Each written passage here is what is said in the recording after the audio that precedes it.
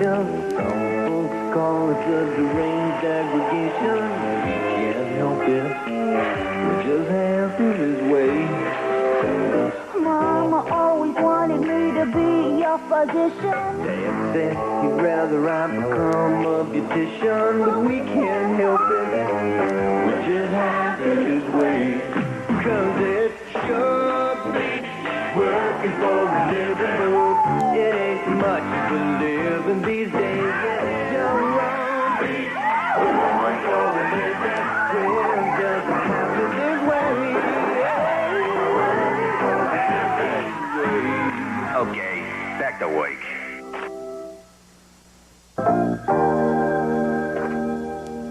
Good morning, Buddy Winkler Productions. Just a minute, I'll see.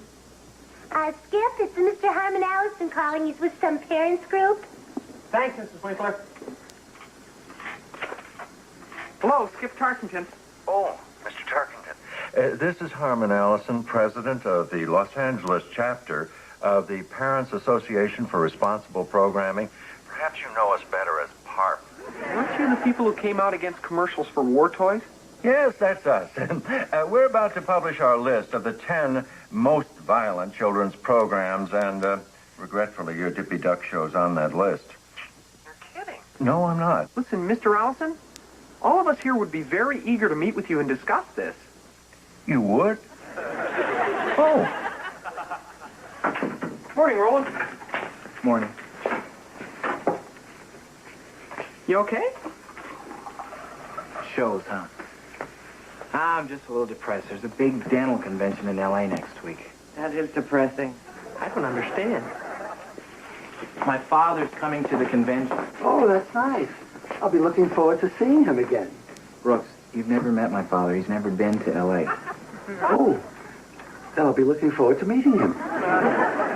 See, somewhere he's gotten the impression that for the past year I've been a practicing dentist. How did he get that impression? Mainly because I've been lying to him. How have you been getting away with it?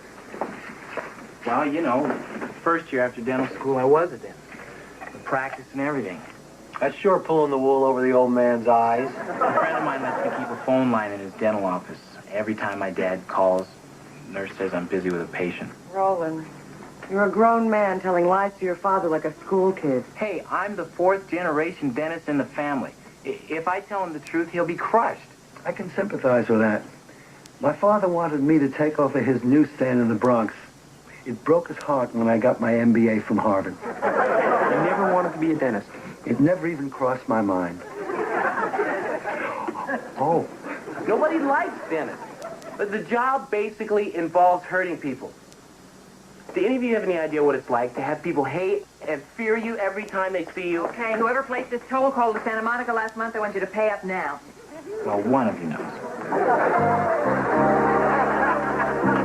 It is so refreshing to meet people who are open to the idea that pain and violence are not fit subjects for humor. Mr. Allison, I think maybe your complaints are about the old Dippy Duck show, which admittedly was done more in the typical Saturday morning hit-him-over-the-head style. I think we all agree there's nothing funny about slapstick violence. Well, I'm glad. Fine, just fine. Sarah, on the other hand, is now firewood. Sorry I'm late. I went to the car wash, and it took them longer than usual to pump out the back seat. This is Brooks Carmichael, our director. How do you do? So, as I was saying, the new Starduck episode that you're about to see is much more sophisticated. Live from the Wolf Den in North Hollywood, California, it's Beefcake and Rubbing. Who put this filth in here?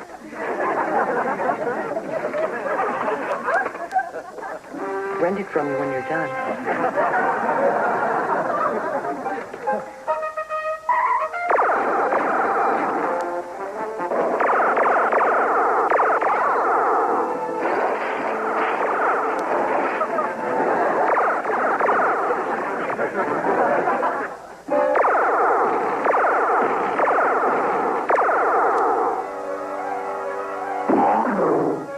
No one can escape my nose.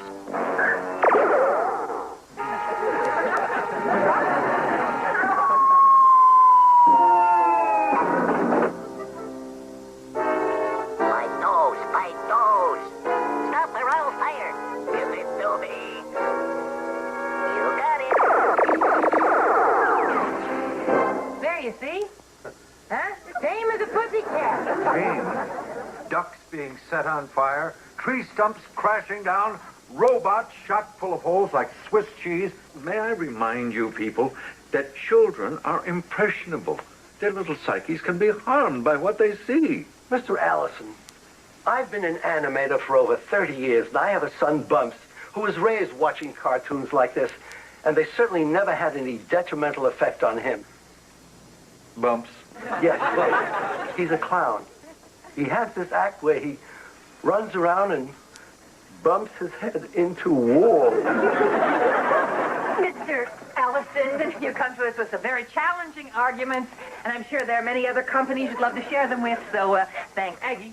Wait, I never thought about it before, but if what we put on screen could hurt kids, I sure don't want to do it. Does anybody? I don't want to hurt kids any more than the next person. You, Andrea? No. Do you, Marty? Oh, I'm supposed to say yes? I have a feeling by making a few changes here and there, we can take all the violent stuff out. What?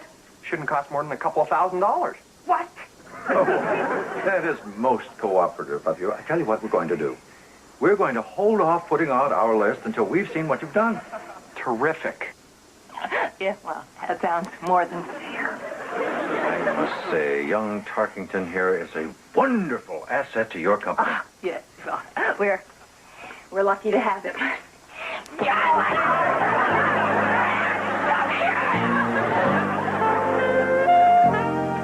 Roland, glad I caught you before you left. We're making those changes we talked about. It'd be a big help if you could stay and do some storyboards for us tonight. I wish I could, but I gotta pick my dad up at the airport. That's the worst-looking jacket I ever saw. Thank you. These are my dentist studs. If my dad ever saw me dressed tastefully, he'd know something was up. You've got a lot of work to do. I hope you're not going to be gone long. I am. I have a week's vacation coming, and I'm taking it now. Going to the convention with my dad. We have all this work to do. I can't help that. You could tell your father the truth. You don't know my father. I'd like to. Well, here's to a wonderful week together.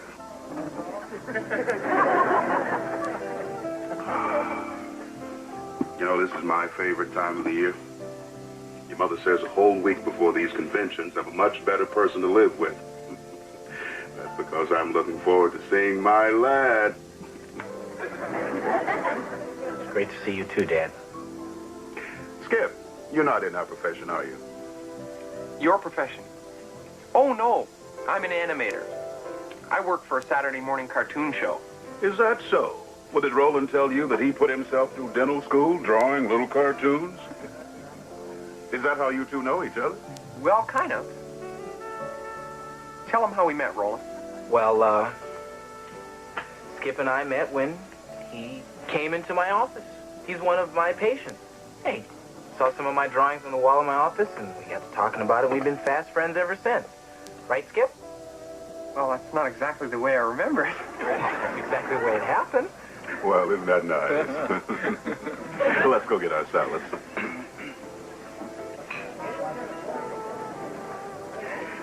I know it's kind of hard to believe, but when this guy here was growing up, he didn't want to be a dentist.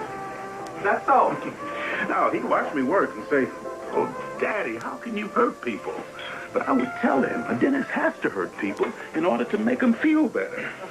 And look at him today. I'm trying to. I guess sometimes people have to go through pain in order to feel better. Is that right, Roland? Boy, I love garbanzos. I just can't get enough of them. Dad, try these. You don't get these back easy. Oh, sure we do. We call them chickpeas. Ours are better, too. What was that about pain? Well, take me for instance. I just happen to have this pain in my tooth, and I've been putting off having it taken care of because I was afraid. But I guess it's not going to do me any good to keep putting it off, is it? That's true. Here. Have some apples. Don't forget, the apple is nature's toothbrush. Skip, if you're in that much pain, why don't we shoot on over to Roland's office and have a look at that tooth, huh? Well, I'm not in that much pain. Roland, you got to teach your friend to face up to his fears. Show him that the anticipation is worse than the actuality. I see your point. Don't you, Roland?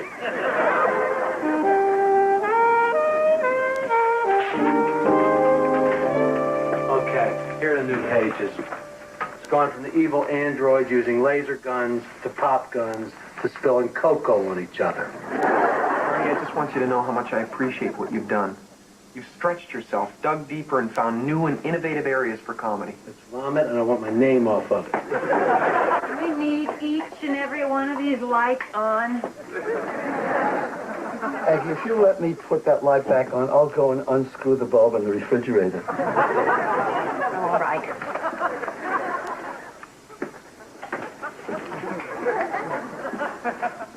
Hey, look, we've been knocking ourselves out for over a week. You gotta pay us some overtime. Very well. Oh, how about $5 an hour? Oh, okay, I'll buy that. Oh, good. You people divide it up any way you see fit. Hi, folks. Hey, who says dead men don't wear plaid? Roland, thank goodness you're here. We need the rest of those storyboards right away. Okay. First, I gotta get a cup of coffee. How about you, Skip? Yeah, okay. Pages 6 through 9 are now just 6 because we threw out the swamp monster exploding. And also... Listen, I didn't want to say anything in front of the others, but I can't work tonight. Come on, the convention's over. My dad's staying an extra day. He wants to come to my office and watch me in action. Your dental office? Yeah. My friend's lending me his office tomorrow and a couple of patients. Easy stuff. Cleanings and x-rays. Look what you're doing to yourself. Are you going to keep on living this lie? No. I finally realized I can't. So tomorrow I'm going back to dentistry. Don't use so much sugar in your coffee. It'll ruin your teeth.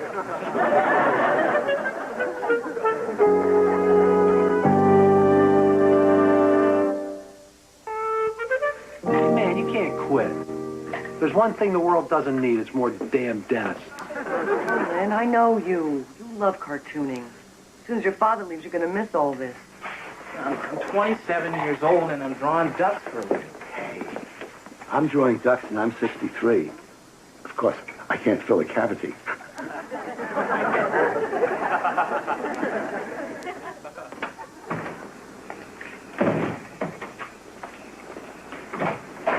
Roland? What? I really wish you'd think about this. I did. That's why I'm doing it. You shouldn't trade something you love for something you hate. You give me a break. You're just making this harder. I mean to. We need you around here.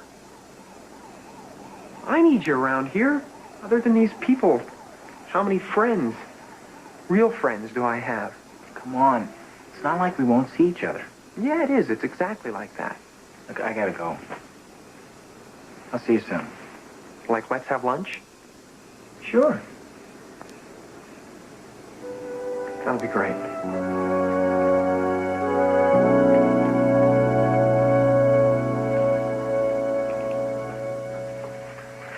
Okay. Don't forget to floss. That's the fourth cleaning you've had this morning. Yeah, well. Oh, I have to call your mother and give her my new flight number. Excuse me. Doctor, there's a patient who's coming without an appointment. He seems to be in a lot of pain. I told him we'd try and fit him in. Okay. How about Thursday at 10? I meant today. He says he's a friend of yours, a Mr. Tarkington. Oh, Skip. Well, you can't keep him waiting till Thursday. Okay, how about Wednesday? Send him in.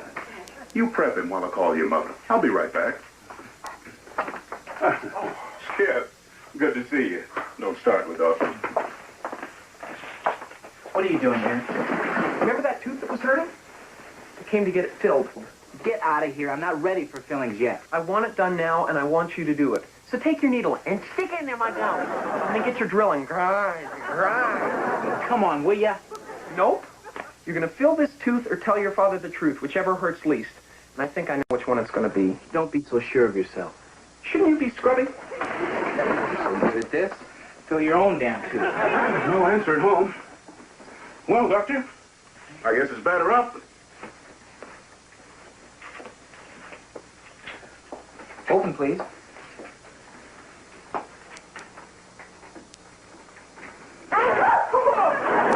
He's a biter. How many times have I shown you how to hold this thing so they don't nip you? All you have to do is... Wait a second. There's no cavity there. Eh? No, that's an impacted wisdom tooth. We gotta yank that baby. That's right, Mr. Allison. The meeting is still at 2 o'clock. We're looking forward to seeing you, too. Abby, have you seen Skip? And Mr. Allison's going to be here in 15 minutes, and I can't find him anywhere. Oh, it's just like him to schedule a meeting like this and then run off, leaving me holding the bag. It's not like him at all. This meeting was very important to him. He's the most responsible person I know. Where is he? Mrs. Winkler, if you just stop and think about it, I'm sure there's a perfectly logical explanation. He could be caught in traffic or in one of those long lines at the bank, or it could be dead.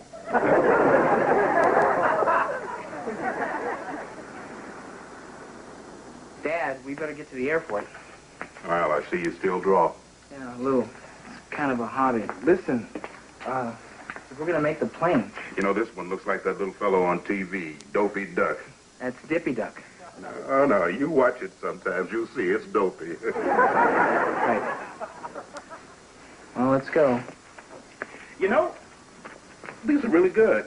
I've always felt that if you weren't such a good dentist, you could have made your living doing this stuff. Dad, I do. Hmm? Do what? Make my living doing that stuff. I gave up dentistry a year ago. Now, what are you talking about? This morning in your office, I saw you working on patients. It's a friend's office. They're his patients. If you look closely, when you watch Dippy Duck, you'll see my name's on the credits.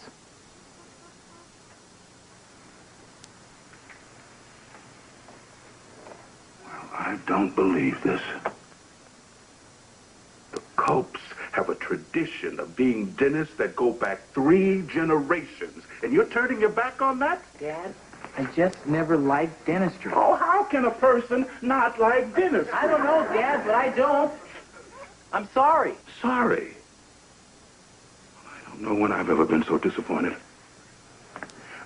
I went to dental school for 4 years, and I hated it. And I practiced for a year, and I hated that. And all for you. But now I'm doing this for me. You have traded a life career for something silly. It's not silly to me, Dad. Look, maybe I can't explain it, but I draw something, and then it moves. It's like magic. And then the magic goes on television, and kids love it. I love it. Everybody likes cartoons, even you. You said so yourself. Where you going? Listen, don't you tell your mother about this. You let me tell her. Okay. I've had some practice telling her bad news. I was the one who broke it to her when her brother was arrested for impersonating a police woman.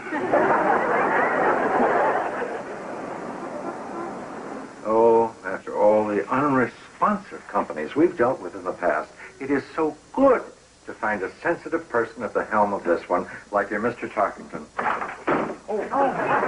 Here she is. Ladies and gentlemen, this is Ms. Irma Hodge, co-chairperson of our National Coordinating Committee. Whoa. I can't tell you how I'm looking forward to seeing the changes that you've made in your program. Oh, okay, let's get the show on the road. Shouldn't we wait just a little while for Mr. Tarkington? No. Brooks, you do this. Me? You. Thank you, Aggie, for that lovely introduction. The film you're about to see is actually not film at all. It has been transferred to videotape, and the machine here is not in the best of condition, though I did use it last week to screen the movie Body Heat. Show the stupid tape. It's about time you got here. Sit down.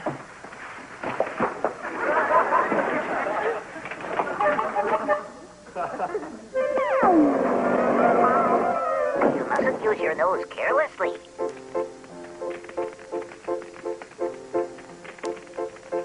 I'm sorry.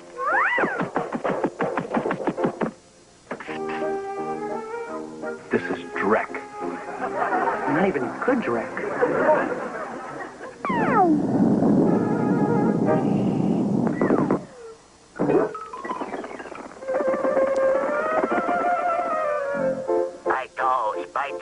I beat my toes.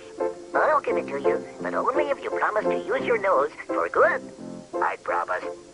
Thank you.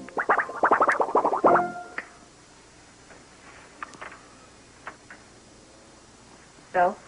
It's inspirational. If only people could act like that.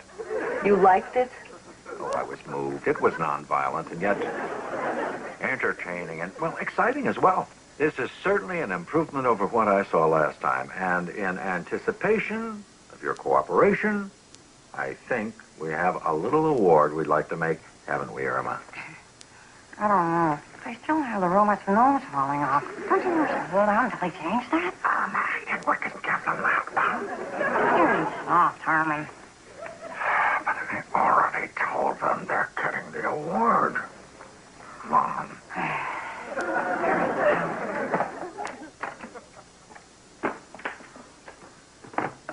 Mr. Tarkenton? Mr. Tarkenton, this is our Good Egg Award, given to those programs that recognize that pain and violence have no place in children's television, that there's no humor in the misfortunes of others, even though some of us feel that the robot's nose should not have fallen off. Pop considers Starduck a good egg. Congratulations. I'm sorry. Are you all right? I'm sorry. Would you, there.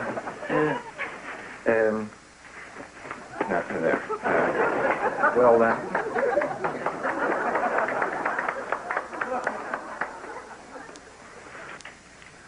I'd like to say a few words. With all due respect, what you've just seen was time-consuming and expensive. It's wholesome, and certainly without violence, but it's most of all completely humorless. Plus, it seems to me, despite all our efforts to reach a satisfactory compromise, some of you people will never be satisfied. I'm sorry, Mr. Allison, but we cannot accept this award.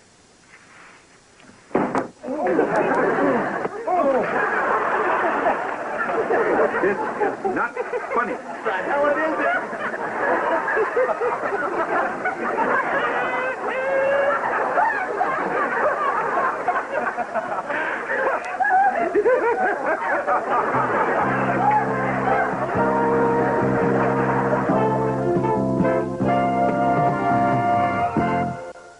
Later tonight, Johnny Carson welcomes Bob and Ray and Jennifer Beals of Flashdance.